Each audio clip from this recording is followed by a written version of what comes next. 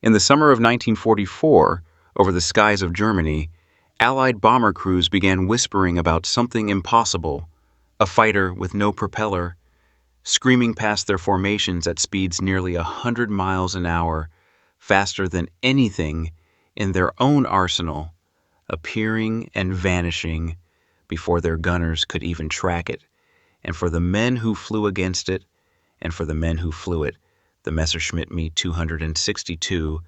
represented something almost unbelievable, a weapon so advanced it seemed to belong to a different era of warfare entirely. And yet, despite this staggering technological leap, it would never come close to changing the outcome of the war. And the story of why, the story of how the world's first operational jet fighter went from being hailed as Hitler's miracle weapon to becoming a symbol of catastrophic strategic failure, is one of engineering brilliance sabotaged by politics, industrial ambition crushed by relentless bombing, and a single, fateful decision by one man that may have cost Germany any real chance of using the aircraft when it could have mattered most. The origins of the Me 262 trace back to the mid-1930s, when German engineers, working somewhat independently of the fighter establishment that still worshipped the piston engine, began experimenting with turbojet propulsion, a technology so new that most air forces around the world dismissed it as a curiosity rather than a practical weapon of war. But at Messerschmitt, under the guidance of designers who understood that the laws of aerodynamics were about to be rewritten, work quietly progressed on an airframe that could exploit this radical new form of propulsion, and by 1941, a prototype had taken to the skies, though not yet under jet power, since the engines that were supposed to drive it, developed by Junkers, were still plagued by fundamental problems that would haunt the entire program for years, problems rooted in something deceptively simple, yet devastatingly difficult to solve: metallurgy, because jet engines require their internal components, particularly the turbine blades, to withstand temperatures and stresses that would melt or warp conventional steel, and Germany, cut off by blockade from many of the rare alloying metals like nickel and chromium that American and British engine designers could access more freely, was forced to improvise, using thinner, less durable blade designs and lower-grade materials. That meant early Jumo 4 engines had operational lifespans measured in mere hours before they required complete overhaul, a limitation that would quietly cripple the program's effectiveness even after the aircraft itself proved to be a masterpiece of design. And by the time flight testing resumed with actual jet engines in 1942, the results left even skeptical test pilots astonished, because the Me 262 could reach speeds approaching 540 miles per hour in level flight, compared to roughly 440 for the best Allied fighters like the P-51 Mustang and the Spitfire Mark 14, a gap of 100 miles per hour that, in aerial combat terms, was almost unimaginable, giving the jet the ability to choose when to engage and when to disengage, to slash through bomber formations at speeds that made accurate defensive fire nearly impossible, and to escape pursuing fighters simply by outrunning them, and armed with four 30mm Mk-108 cannons, each round packing enough explosive force to bring down a heavy bomber with just a handful of hits. The 262 was, on paper, an aircraft that could have single-handedly broken the combined bomber offensive that America and Britain were relying upon to grind German industry into dust. And this is where the story takes its first tragic turn, because while the engineers and the Luftwaffe's own fighter commanders understood exactly what they had in their hands, a pure interceptor, a bomber killer, a weapon meant to defend the skies over the Reich, against the thousands of American B-17s and B-24s pounding German cities and factories daily. Adolf Hitler had a very different vision, and when he was formally briefed on the aircraft's capabilities in the spring of 1943, and again in later meetings through that year, he became fixated not on its potential as a fighter, but on its potential as a fast bomber, reasoning that an aircraft capable of outrunning any Allied interceptor could strike targets, potentially even in England, with near impunity. And in May 1944, during a now infamous conference, Hitler explicitly demanded that the Me-262 be developed and deployed primarily as a Schnellbomber, a fast bomber, overriding the objections of his own Luftwaffe leadership, including figures like Adolf Galland, the young and brilliant general of the fighter arm, who understood with total clarity that Germany's desperate need was air defense, not more bombers, since American and British heavy bombers were systematically annihilating German oil refineries, aircraft factories, and transportation networks, and every day spent adapting the jet for a bombing role rather than rushing it into frontline fighter units was a day where more German cities burned and more American bombers flew unmolested through skies that a proper interception force could have made lethal. And this order created chaos, reaching the development in production programs because engineers were forced to redesign bomb racks and reinforce the airframe to carry ordnance, delaying the fighter variant's introduction into squadron service by months, that Germany, hemorrhaging aircraft and pilots at a catastrophic rate, simply did not have to spare.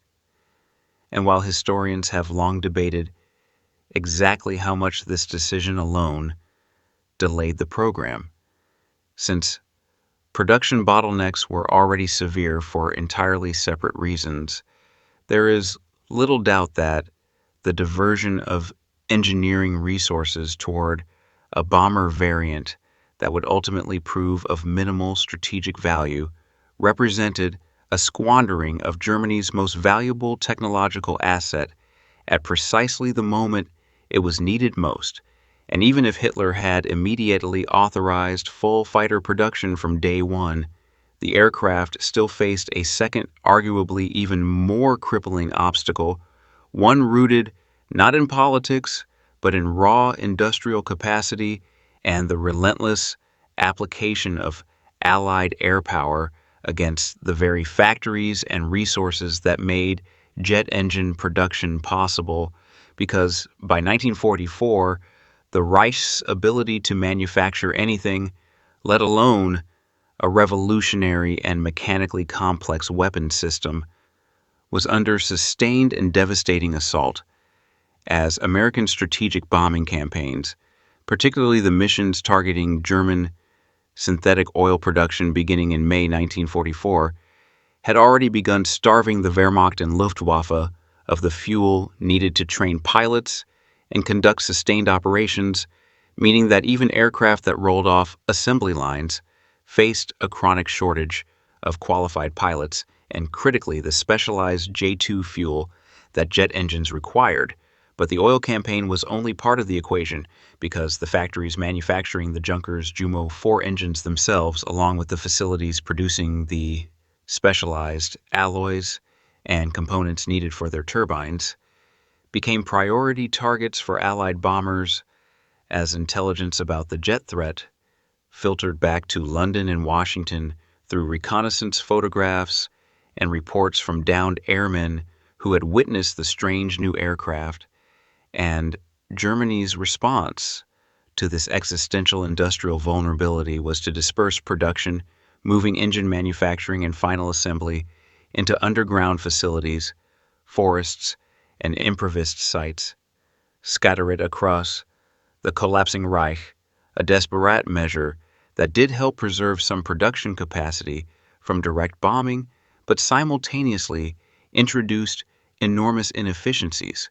since components now had to be transported across a rail and road network that Allied bombers and fighter bombers were simultaneously pulverizing in a campaign designed to strangle German logistics entirely, meaning that even when engines and airframes were successfully produced, simply getting them to the same location, mated together, and delivered to operational squadrons became its own logistical nightmare, and workers, many of them forced laborers and concentration camp prisoners, operating under horrific conditions in facilities like the underground Mittelwerk complex, where V-2 rockets were also produced, struggled to maintain the precision manufacturing tolerances that jet engines demanded, tolerances far tighter than those required for conventional piston engines, resulting in engines that frequently failed prematurely or never met their rated performance specifications. And the compounding effect of all these factors meant that while Germany ultimately produced somewhere in the range of 1,400 Me 262s by war's end, only a fraction of that number, likely somewhere around 300, ever saw actual frontline combat service. A staggering waste when one considers what even a few hundred fully fueled, fully crewed, properly maintained jets could have accomplished against bomber formations that, despite their massive numbers, remained fundamentally vulnerable to an aircraft that could dictate the terms of every engagement.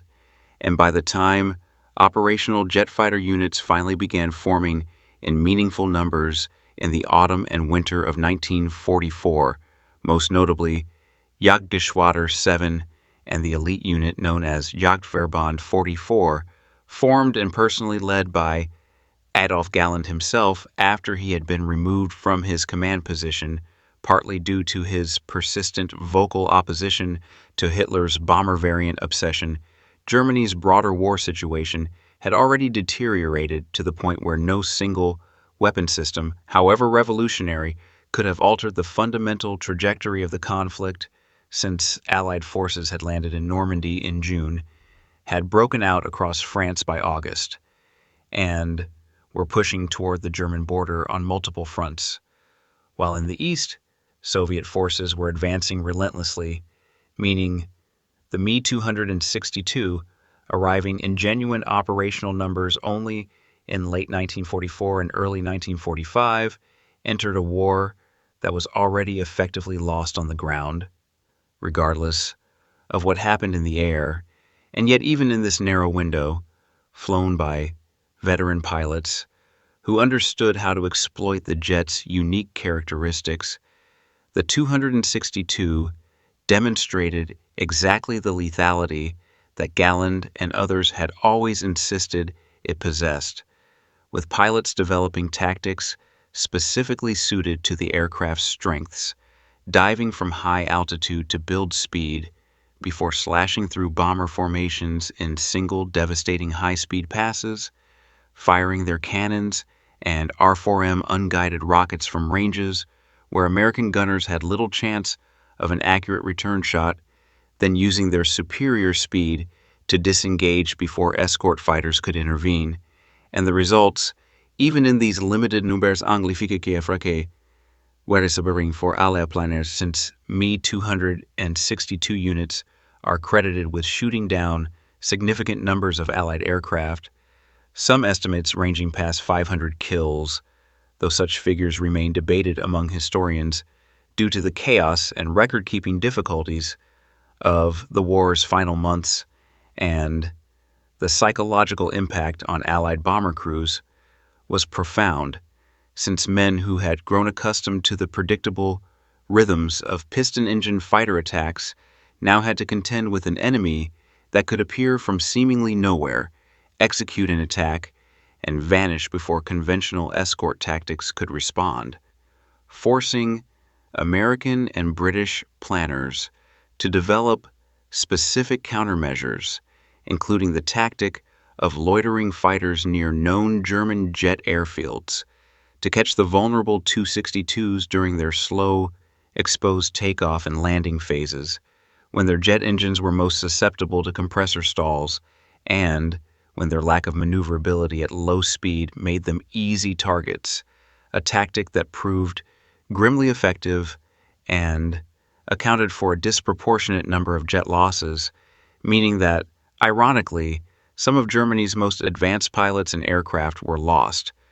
not in the high-speed combat where the 262 dominated, but in the mundane, vulnerable moments of takeoff and landing that no amount of engineering brilliance could fully protect against. And this vulnerability speaks to a broader truth about the entire Me 262 program, which is that revolutionary technology alone cannot compensate for systemic failures in production, logistics, fuel supply, pilot training, and strategic decision-making, since Germany, even with an aircraft generations ahead of anything the Allies could field, simply lacked the industrial base, the fuel reserves, the trained manpower, and by 1944 and 1945, the basic infrastructure needed to translate that technological advantage into meaningful strategic effect.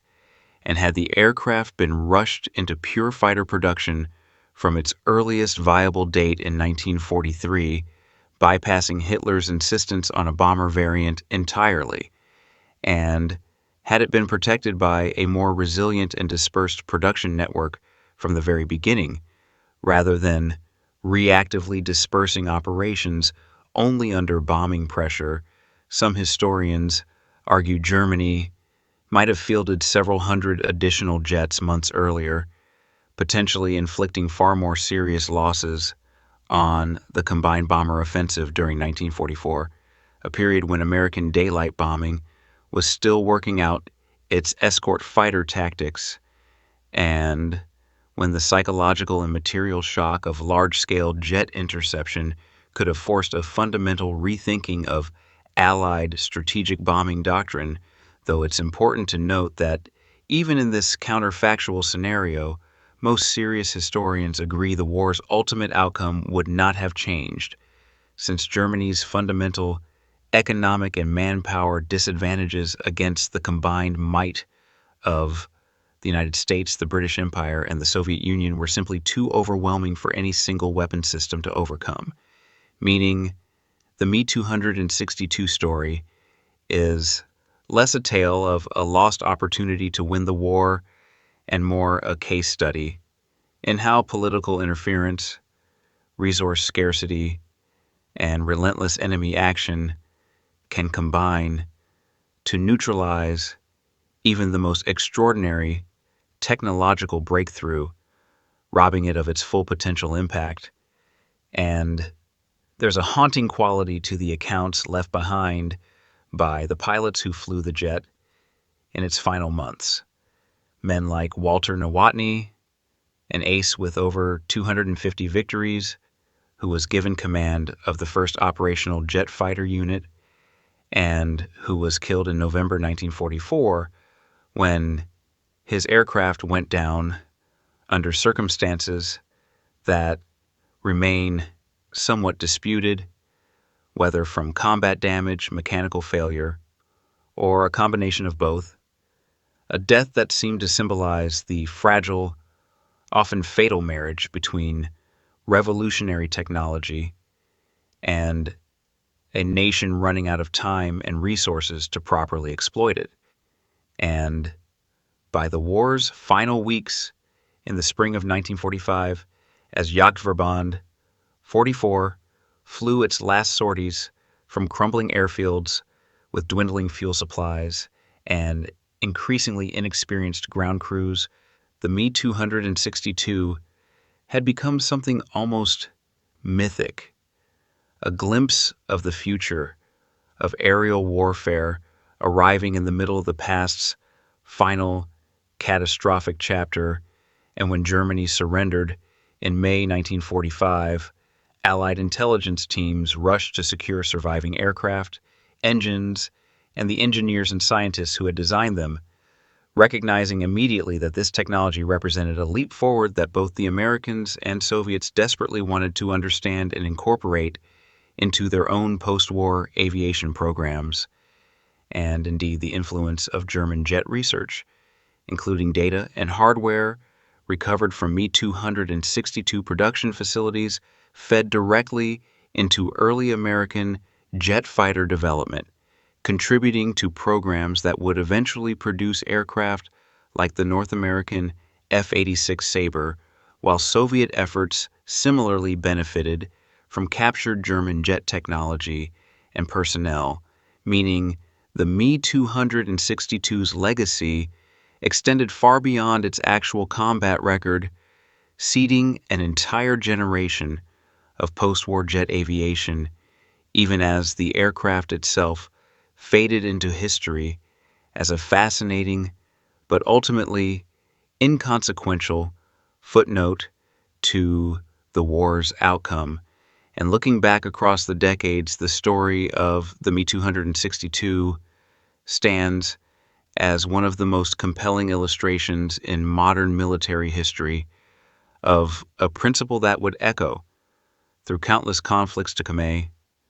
that technological superiority, however dramatic, cannot by itself compensate for strategic incoherence, industrial fragility, and the accumulated weight of a war already being lost on every other front. Since here was an aircraft that outclassed anything its enemies could put into the sky, flown in its finest moments by pilots who understood exactly how to unlock its potential, and yet it arrived too late, in too few numbers, hobbled by a leader's fixation on the wrong mission and an industrial base too battered by years of relentless bombing to ever produce it in the quantities that might have mattered, and perhaps that is the aircraft's true legacy, not as the war-winning miracle weapon its most fervent believers imagined, but as a permanent reminder that in the machinery of modern war, brilliance in the laboratory and the design bureau means little without the industrial capacity, the strategic clarity, and the simple, precious commodity of time needed to bring that brilliance fully to bear, a lesson written in the vapor trails and wreckage of a revolutionary aircraft that came into the world exactly when it was needed most, and yet, through a combination of political misjudgment and overwhelming enemy pressure, was never allowed to fully become the weapon its creators always knew it could be.